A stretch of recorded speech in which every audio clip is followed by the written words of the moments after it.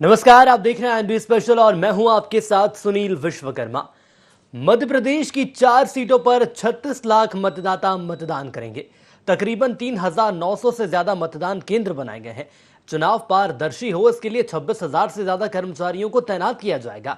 साथ ही साथ सीसीटीवी से मतदान केंद्रों को कवर किया जाएगा। तो वहीं कुल मिलाकर 804 ऐसे संवेदनशील मतदान केंद्र हैं जहां माइक्रो ऑब्जर्वर लगाए जाएंगे। लेकिन सबसे बड़ा सवाल यह है कि भाजपा की ताबड़तोड़ चुनावी सभाएं हो या केंद्रीय मंत्रियों का पूरा जोर हो।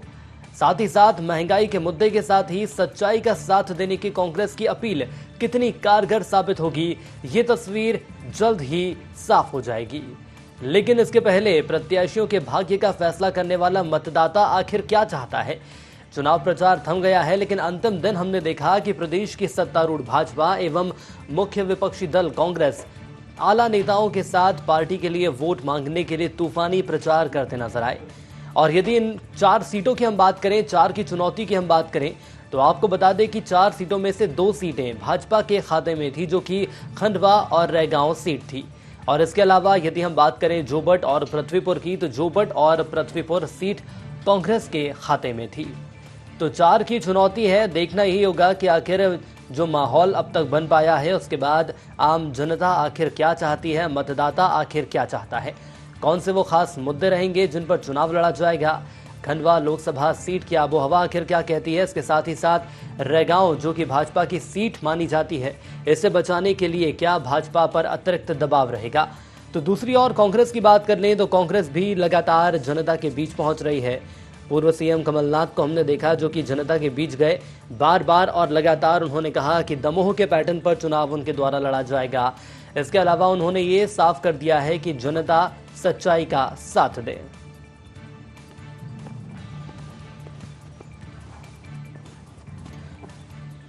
तो आपको बता दें कि यदि जिम्मेदार नेताओं की हम बात करें तो सीएम शिवराज सिंह चौहान के साथ हमने प्रदेशाध्यक्ष वीडी शर्मा को देखा, जो कि लगातार चुनावी मैदान में नजर आए। और इसके अलावा यदि कांग्रेस की बात करें तो पूर्व मंत्री जीतू पटवारी का आखिर क्या कहना रहा, आइए सुनेंगे। लेकिन सबसे पहले सुनते हैं वीडी शर्मा को।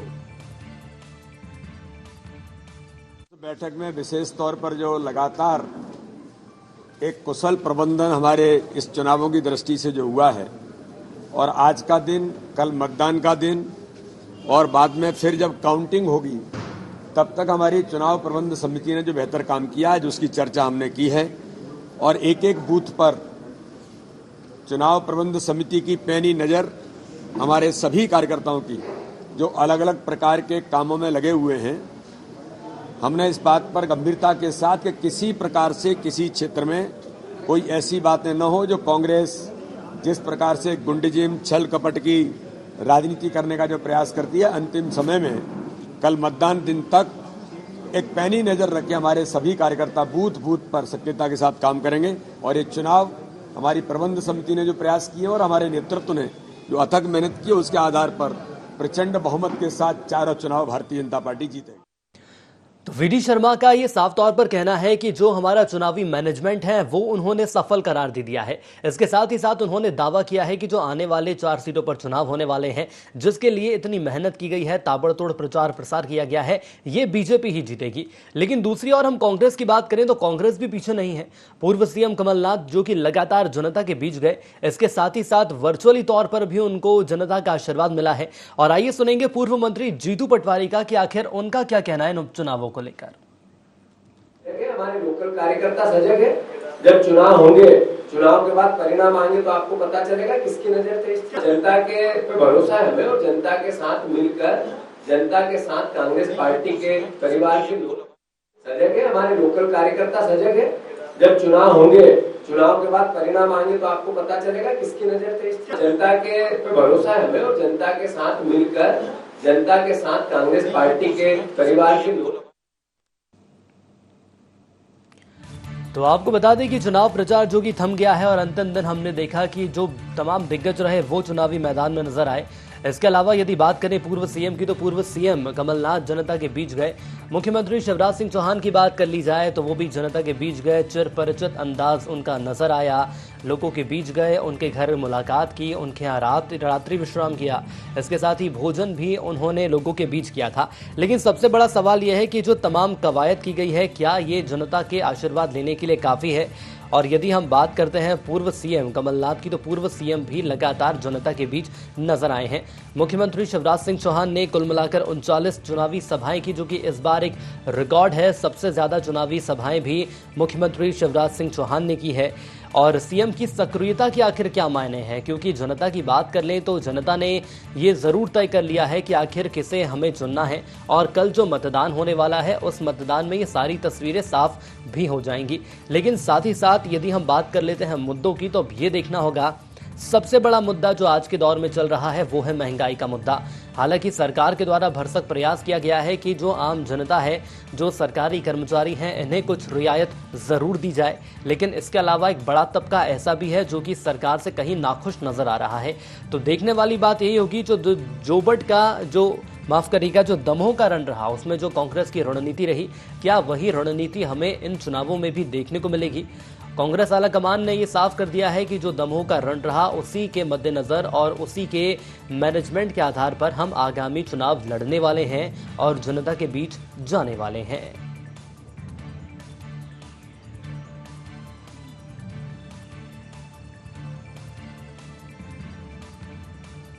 तो 4 सीटों की हम बात कर लें तो 2 सीटें बीजेपी के खाते में थी, खंडवा और रैगांव, जिन्हें बचाने के लिए बीजेपी हर मुमकिन कोशिश कर रही है।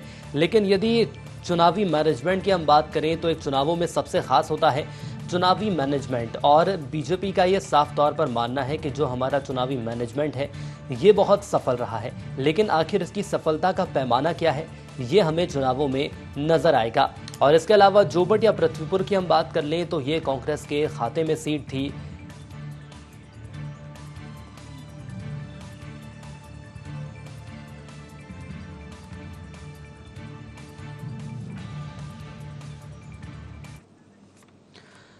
तो आपको बता दें कि चुनाव बड़े खास हो चले हैं, चुनावी मैनेजमेंट खास है। सरकार का ये मानना है कि हमारी जो रणनीति है वो कारगर साबित होगी। तो दूसरी ओर विपक्ष का भी साफ तौर पर ये मानना है कि दमोह पैटर्न पर हम लड़ने वाले हैं। देखना ही होगा कि आखिर जो चुनावी सीट है, यहाँ की आबो हवा आखिर क्या कहती है, चुनावी मैनेजमेंट कितना सफल हो पाया है। और हमारे साथ हमारे सहयोगी जुड़े हैं, बुरहानपुर से सुनील अग्निहोत्री, अलीराजपुर से गोविंदा गुप्ता, और सतना की बात करें तो अविनाश पांडे, और पृथ्वीपुर से हरिशंकर बड़गैया। सबसे पहले मैं हरिशंकर आप ही के पास आना चाहूंगा। पृथ्वीपुर की यदि हम बात कर लें तो एक ऐसी सीट जो कि कांग्रेस के खाते में थी, इस सीट पर हमने देखा कि बीजेपी ने भी पूरी कोशिश की, ताबड़तोड़ चुनावी सभाएं की। जो बीजेपी के दिग्गज रहे, मुख्यमंत्री शिवराज से लेकर यदि प्रदेशाध्यक्ष वीडी शर्मा की बात कर लूं तो ये तमाम मौजूद रहे। और उसके बाद कमलनाथ का यहां पर आगमन हुआ। सबसे बड़ा सवाल कांग्रेस के लिए यह है कि इस सीट को बचाने के लिए कांग्रेस की क्या रणनीति है? जयंत सिंह राठौर उनकी ये सीट मानी जाती थी। अब आज उनके दिवंगत होने के बाद उनके बेटे नितिन सिंह राठौर चुनाव मैदान में है। तो वहीं भाजपा की तरफ से डॉक्टर शिशुपाल, जो 2018 में समाजवादी पार्टी से चुनाव लड़े थे और 44,000 वोट उन्होंने प्राप्त किए थे। और आपको बताते हैं कि करीब 2400 ऐसे कर्मचारी जो चुनाव मैदान में तैनात किए गए हैं, और करीब 95 ऐसे संवेदनशील बूथ है जहां पर वीडियोग्राफी की जाएगी और मतदाताओं को मतदान कराया जाएगा। और ऐसे 29 ऐसे अति संवेदनशील है जहां पर पुलिस, सीआरपीएफ और बीएसएफ ये जवान तैनात कर दिए गए हैं। चलिए, कुल मिलाकर ये कहा जा सकता है कि तैयारियां पूरी हो गई हैं। सुनील अग्निहोत्री भी हमारे साथ जुड़े हुए हैं। सुनील, मैं आपके पास आना चाहूंगा, और यदि हम बात करते हैं खंडवा की, यदि हम बात कर लें तो क्या तस्वीरें देखने को मिल रही हैं?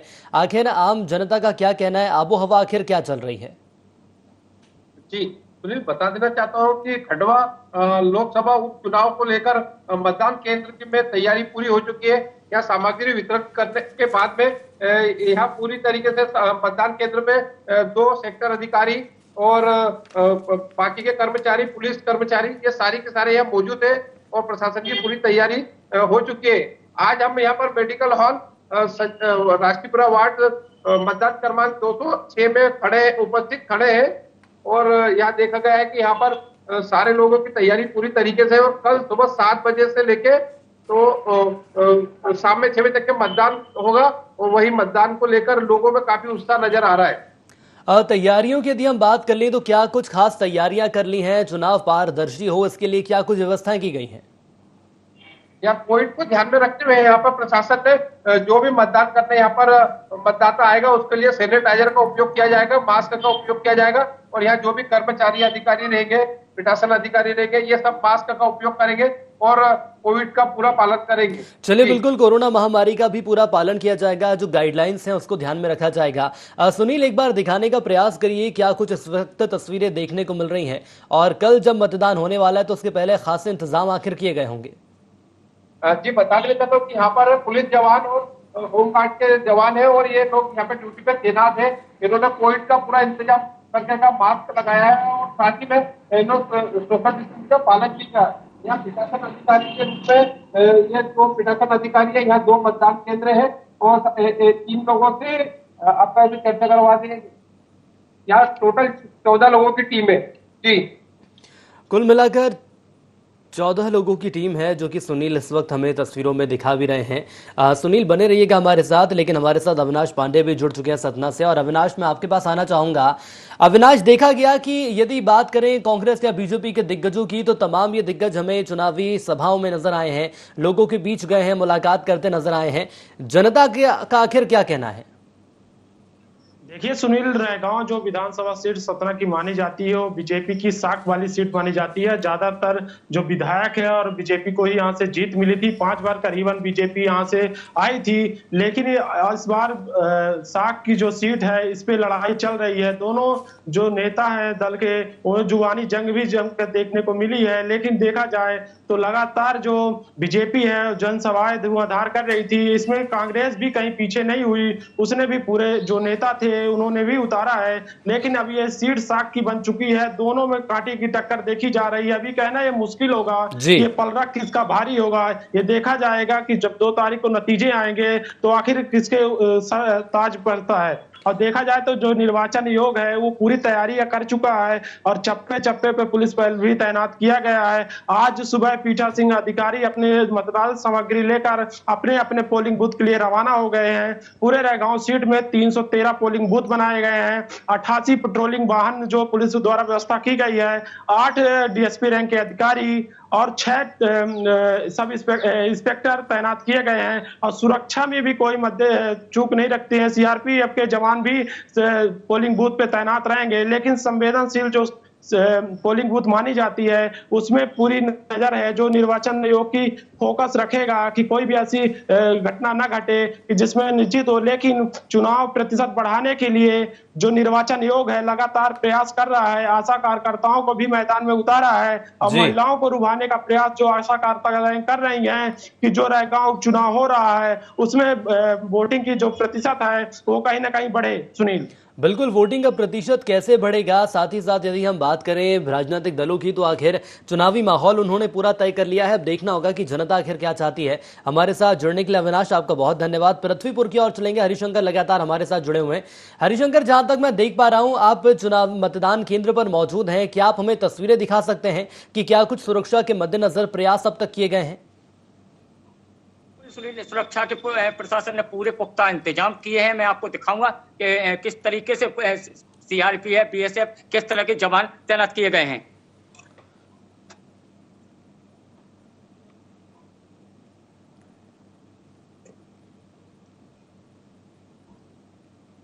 तो तस्वीरों के माध्यम से आप देख सकते हैं इस वक्त जो तस्वीरें आप टेलीविजन स्क्रीन पर देख रहे हैं।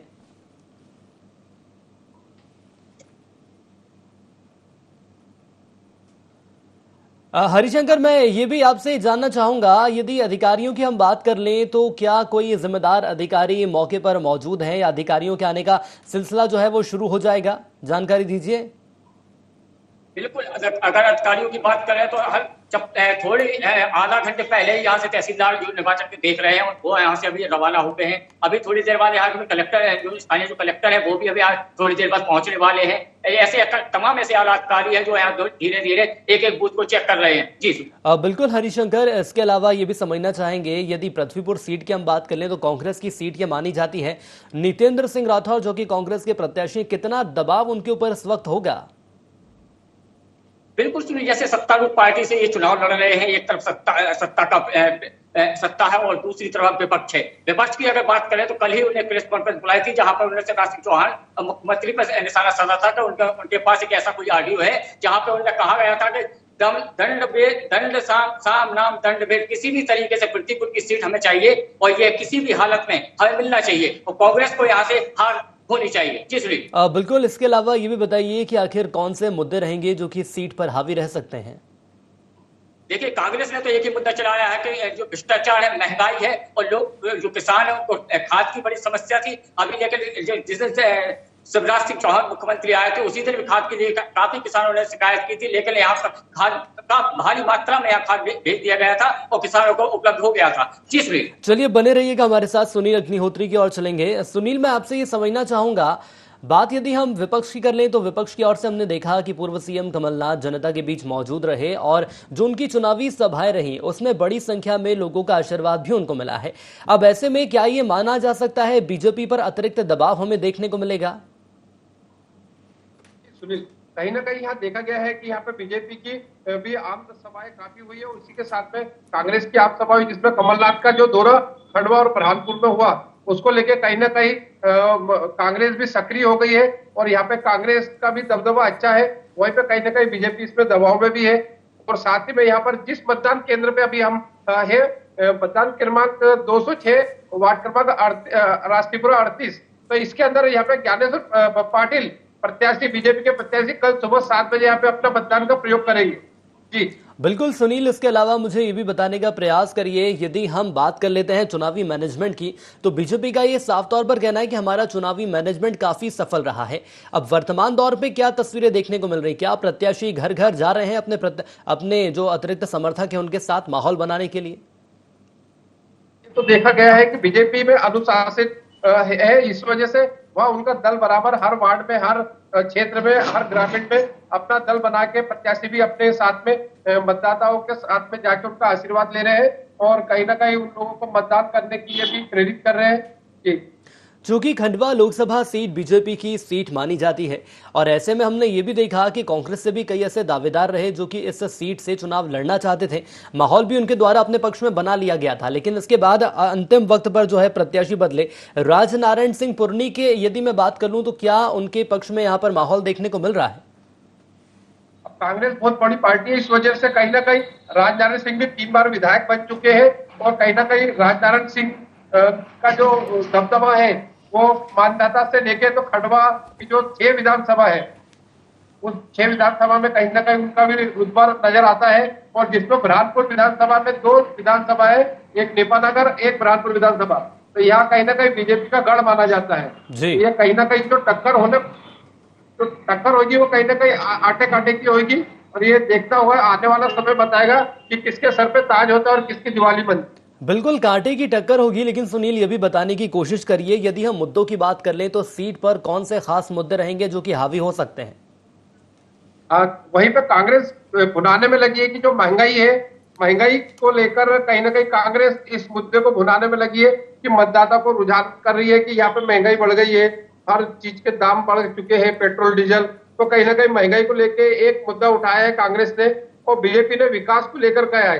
बीजेपी ने प्रधानमंत्री नरेंद्र मोदी के नाम से विकास लेकर प्रधानमंत्री आवास योजना, साथ ही में संबल योजना और कई प्रकार की योजना बना के विकास किया गया, उस विकास को लेकर जनता के बीच में उतरी है।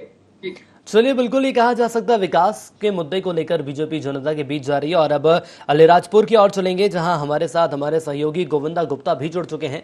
गोविंदा, बताइए कि आखिर क्या कुछ माहौल इस वक्त देखने को मिल रहा है? चुनावी सभाएं की गई हैं, आरोप प्रत्यारोप का दौर हमें देखने को मिला है और यदि अब हम बात करें तो अंतिम दौर में चुनावी रण पहुंच चुका है, कल मतदान होने वाले हैं, क्या कुछ तैयारियां देखने को मिल रही हैं? बिल्कुल बताना चाहूंगा कि जिला प्रशासन ने पूरी तरह से तैयारियां कर ली है। जोबट विधानसभा में लगभग 417 मतदान केंद्र तैयार किए गए, जिसमें से 10 मतदान केंद्र पिंक बूथ के रूप में तैयार किए गए हैं। 3000 से अधिक कर्मचारियों की यहाँ पर ड्यूटी लगाई गई है। लगभग 2000 सुरक्षा कर्मियों की वहाँ पर ड्यूटी लगाई गई है।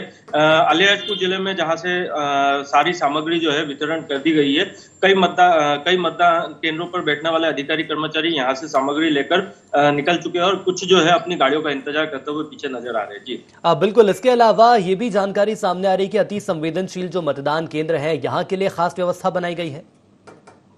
बिल्कुल, चूंकि अलीराजपुर जिला आदिवासी बहुल्य जिला है, यहाँ पर कई मतदान केंद्र अति संवेदनशील भी घोषित किए गए हैं, जहाँ पर विशेष रूप से सुरक्षा की व्यवस्था जो है पुलिस प्रशासन के द्वारा की गई है। जी इसके अलावा ये भी बताइए, यदि हम मुद्दों की बात कर लें तो कौन से वो खास मुद्दे रहेंगे जो कि इस चुनाव में हमें देखने को मिल सकते हैं? हालांकि क्या ये माना जा सकता है कांग्रेस की ये सीट रही है तो महंगाई का मुद्दा खासा प्रभावी नजर आएगा यहाँ पर?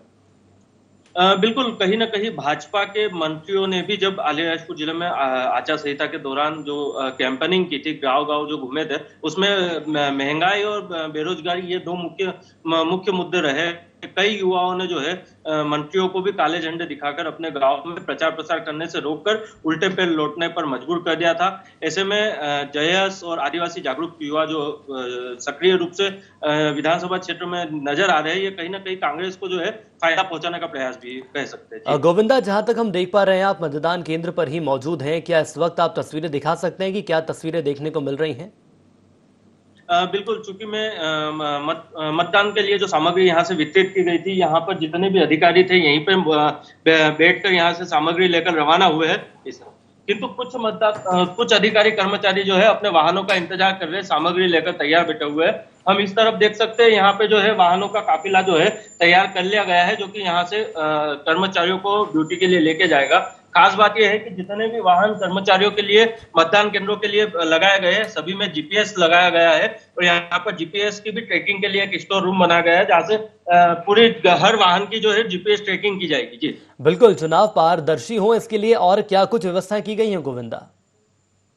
बिल्कुल बताना चाहूंगा कि जहां जहां मतदान केंद्र है वहां पर भी निरंतर कलेक्टर और एसपी देर रात तक निरीक्षण करते रहे और मतदान पूरी तरह से पारदर्शी हो, इसके पूरी तरह से प्रशासन ने प्रयास किए हैं। चूंकि अलीराजपुर से भारी मात्रा में मतदाता जो है पलायन कर गुजरात गए हुए, उन्हें भी वहां से रिझाकर मतदान के लिए यहाँ लाने का प्रयास भी जो है प्रशासन के द्वारा किया गया है। चलिए, बने रहिएगा हमारे साथ। एक बार फिर से चलेंगे पृथ्वीपुर की ओर। हरिशंकर लगातार हमारे साथ जुड़े हुए हैं। हरिशंकर, मैं समझना चाहूंगा, यदि पृथ्वीपुर की आबो हवा की हम बात कर लें तो क्या आबो हवा देखने को मिल रही है? आखिर जो माहौल है वो किस पक्ष में जाता हुआ नजर आ रहा है? आम जनता का आखिर क्या सोचना है? बिल्कुल सुनील, आपको पता है कि ये पूरा जो मतदाता है यहाँ का पूरा तरीके से साइलेंट है, किसी भी कहने से डर रहा है। कहीं ऐसा ना हो कि सत्ता का प्रभाव मतदाताओं को कहीं न कहीं घायल कर दे, इसलिए मतदाता भी कुछ भी कहने के लिए तैयार है। लेकिन तो आने वाला वक्त ही बता पाएगा कि किसके पाले में गेंद होगी। लेकिन 39 सभाएं की हैं मुख्यमंत्री शिवराज सिंह चौहान ने और सीएम की सक्रियता के काफी मायने निकाले जा सकते हैं। जब सीएम पृथ्वीपुर गए उस वक्त क्या माहौल देखने को मिला? जनता का आशीर्वाद उस वक्त उनको मिला? देखिए, मुख्यमंत्री शिवराज सिंह ने ताबड़तोड़ सभाएं की है। करीब 7 बार पृथ्वीपुर विधानसभा में उन्हें रहे हो, एक रात उन्हें गुजारी है। एक केवट के यहाँ उन्हें रात्रि विश्राम किया और वहां खाना भोजन भी किया। इसके बाद भी अगर बात करें तो पृथ्वीपुर की 7 सभाओं में करीब हजारों की तादाद में मतदाता हैं या उनके समर्थक हैं रहे। लेकिन अगर एक पूर्व मुख्यमंत्री कमलनाथ की बात करें तो एक और कमलनाथ जेरोन अपने सभा को संबोधित कर रहे थे, तो वहीं एक ही करीब वहां भी हजारों की तादाद में कांग्रेस कार्यकर्ता भी मौजूद रहे।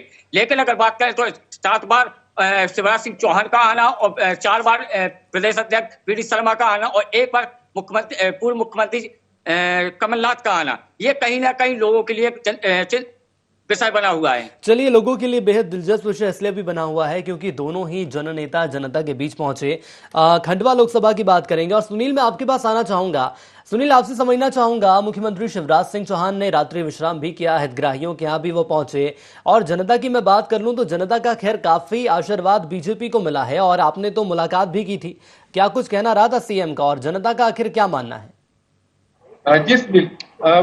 जब ग्राम बहादुरपुर के अंदर सीएम रात में आया, वहां पे विश्राम किया, एक गरीब परिवार का विश्राम किया, फिर उसके बाद में वहां पर उन्होंने भोजन किया उसके बाद में जनता से रूबरू मिले, मतलब कहीं ना कहीं एक मुख्यमंत्री यदि जनता के बीच में जाके उनकी समस्या सुनता है और उनकी बात करता है तो कहीं ना कहीं जनता उनको आशीर्वाद देने के रूप में बहुत उमड़ी थी। और हमने भी उनसे जब बात करी तो उनका ये कहना था कि जब हम किसी के यहाँ जाते हैं, रुकते हैं, तो कहीं ना कहीं उनकी परेशानी सामने आती है तो हम देखते हैं और एक नई योजना सामने आती है।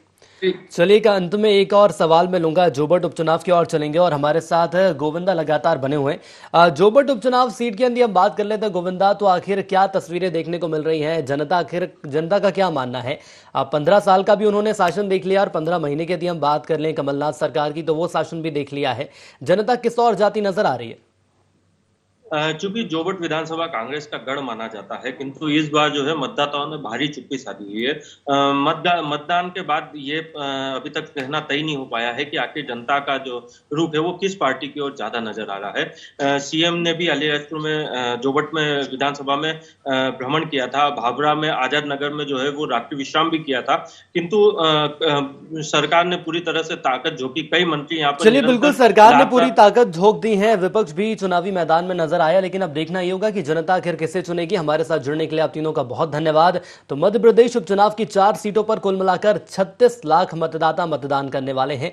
3,900 से ज्यादा मतदान केंद्र बनाए गए हैं। चुनाव पारदर्शी हो इसके लिए भी लगातार सरकार के द्वारा प्रयास किए गए हैं। अब देखना ये होगा कि आखिर जब मतदान होने वाला है, इसके बाद जब मतगणना की जाएगी तो चुनावी परिणाम किसके पक्ष में आएगा। 2 सीटों की हम बात कर लें तो 2 सीटें बीजेपी के पक्ष में रहीं, 2 सीटें कांग्रेस के पक्ष में रहीं। हालांकि अब देखना यह होगा कि हमेशा सच्चाई का साथ देने वाले कमलनाथ की जो अपील है वो रंग लाती है, या बीजेपी जो हमेशा विकास के एजेंडे पर काम करती है, जनता एक बार फिर से विकास को चुनेगी। आने वाले वक्त में तस्वीरें साफ हो जाएंगी। और इसी के साथ IND स्पेशल में इतना ही। दीजिए इजाजत, नमस्कार।